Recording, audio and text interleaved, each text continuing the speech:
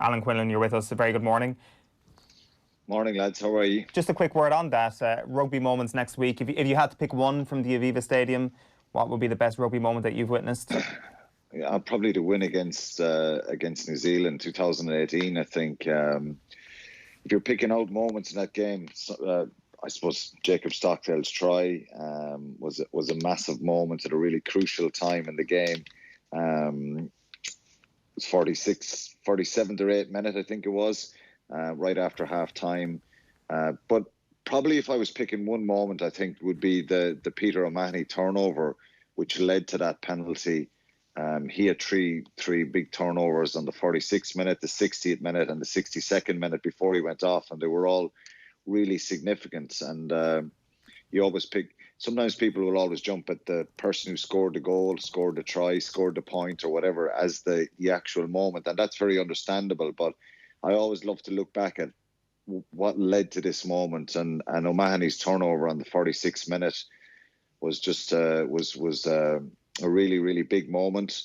You could argue the one on the 60th minute when Bowden Barrett puts a little grubber through. I'm not sure if you remember that on. I think most people probably do, where it looked like the ball was going to sit up for Ben Smith, and that New Zealand would score and get right back into the game. O'Mahony scrambles back and gathers the ball as it kind of bounces up. And so I think if I was to pick one, obviously, as I said, more people would probably go for the try from Stockdale. It was brilliantly executed, fantastic kick through. But I think the Peter O'Mahony turnover on the 60th minute when Ireland were 16-6 up was really crucial, and that was the thing that probably the moment that won the game for Ireland, I think. Yeah, I think it's going to be hard stopped next week, but loads of great Aviva rugby memories coming next week on OTB AM. Alan, we didn't really get a chance to chat to you over the last couple of weeks about the Roman Salanoa story, about his movement from Leinster to Munster a couple of weeks ago. And Neil Francis had an interesting piece in the Irish Independent yesterday, just writing about how Salanoa will know the Leinster playbook, about how Leinster aren't going to get compensated for these sort of moves the more they happen, and how this will eventually lead to a big row, I think was the word he said, between Leinster and Munster, or between various provinces at this point. Do you see it like that?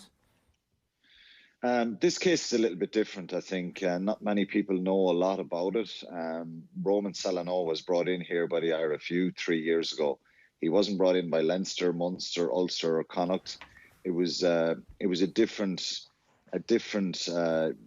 scenario, if you like, something that hasn't really happened here, where the IRFU bring in a player, and he was presented to them basically through Eddie O'Sullivan, who had contacts in America. He'd only started playing rugby when he was 18, went on to play under 20s for the USA, and was quite keen through an Irish connection of a school and a teacher in Hawaii who Eddie knew, and had conversations, and those conversations were presented to the IRFU, and they were interested in bringing in the player. It was obviously he's been paid all along. He's been paid by the IRFU, not Leinster. He went and played rugby with Old Belvedere, put into the Leinster Academy. I can certainly understand from Leinster's point of view that they would be very frustrated and would be disappointed to lose the player. And I think it's something that it's easy for me and for people outside of Leinster, taking any sort of bias out of this thing on. I think it's easy for us to kind of say it's more understandable and it's more acceptable for players from Leinster to move around the provinces. It's a very, very common thing in New Zealand. It's a very, very common thing in Australia, and it's not frowned upon at all. It's something that the team that are mainly affected by this are Leinster, because they produce so many players, and they're probably not happy. You know, Carberry was the big one, losing a player that would probably, even with Johnny Sexton there, would probably been in the starting lineup or else coming off the bench at worst in all their big games. One of their top players went to Leinster.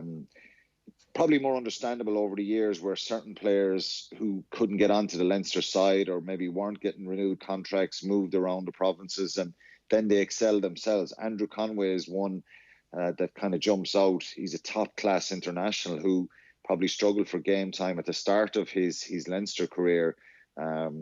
So it doesn't sit pretty with Leinster, and that's fully understandable. But Salanoa was a very, very different case, because essentially he was being paid by the IRFU right from the start.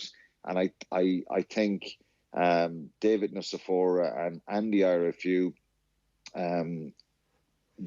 they want to try and speed up his development a little bit now.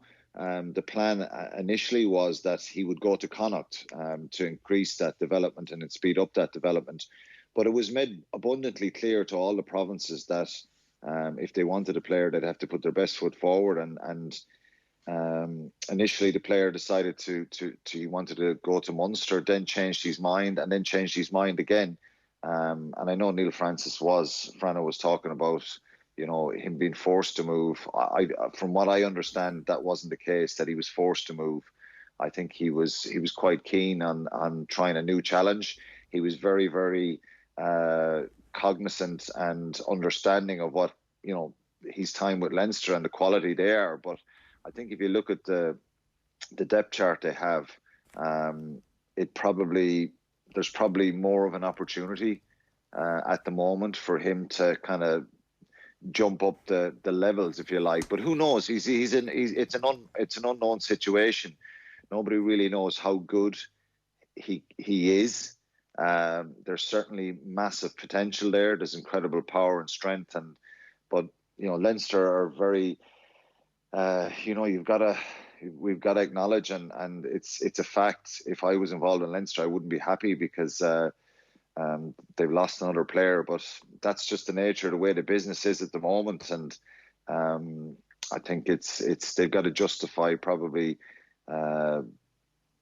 They've so many decisions to make. Leo Cullen has so many decisions to make year on year when you see the quality of players that are coming through. And I think probably Jack Ainger moving to Connacht, from what I can gather, probably they thought Roman Salanoa was staying and Jack Ainger was allowed to move to Connacht, and then they lose two young tight heads. So it's probably frustrating and disappointing for them. But this was a very, very different situation than Leinster having produced a player themselves and he'd come all the way through their system. This guy came in 3 years ago, was being paid by the RFU all the way through. So it was a different type of contract. And I think let's see how it pans out. As I said, I understand where Leinster are coming from, but it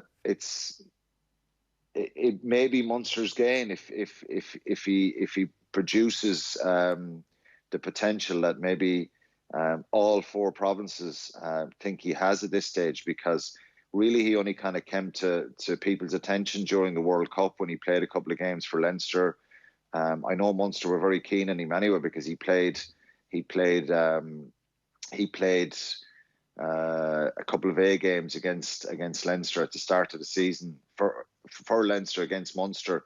And going right back 3 years ago on, Munster, Roman Salanoa was the original plan was that he was going to go to Munster at the time because of I think the potential for him to maybe excel there. But it was discussed then, and it was decided that it would be easier to monitor him here in Dublin, and that's what happened. So he's an RFU player who was put in with Leinster, and Leinster have obviously done a lot for him, and I can understand fully that they're disappointed to lose a player. As I said, I don't know how good this guy is going to be. I haven't seen very little of him, but again, it's another player leaving Leinster, which I'm sure doesn't sit pretty with him.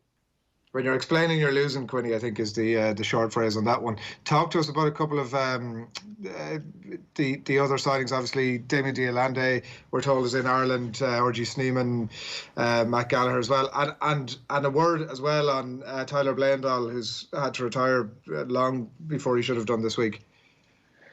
Yeah, I think Tyler Bleyendaal has been very unlucky. When I think of Tyler Bleyendaal, I think back to Christian Cullen.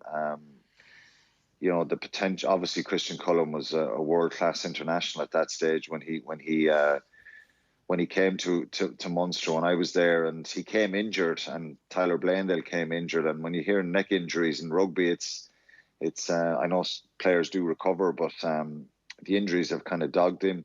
Had a really good season in 2016-17, showed some of that potential, that quality, and then got another neck injury in November 17, and he's only played 62 times in 5 years, which is, I suppose, from a business point of view, it's not a great return for him. But he's been very unlucky, very, very popular amongst the players, intelligent, skillful, and but unfortunately, it was probably inevitable with the latest injury that he wasn't going to be able to continue, and there's talk maybe that he'll get involved in the coaching setup there. Yeah. And the last thing we want to mention to you is the Ronan O'Gara column this morning in the Irish Examiner. You get a good mention very early in it. It's a lot of reflections on the... you haven't seen it, have you? No, I haven't seen it yet, no.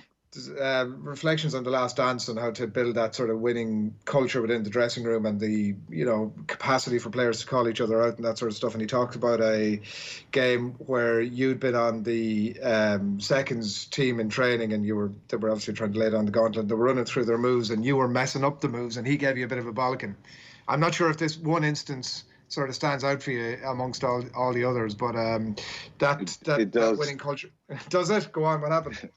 It does, because what he said to me, but I couldn't repeat exactly what he said. He says blank, blank, I think was the expression that he used. Yeah, I was coming back from injury, and I was quite trying to lay down a marker, and I was probably disrupting training a little bit, and I had a little scuffle with Rog, and he basically said, I am where I am because I'm a useless blank, blank, and that was the story, and I kind of laughed at it because we've had little tiffs where I've been running around the field trying to get after him and box the head off him.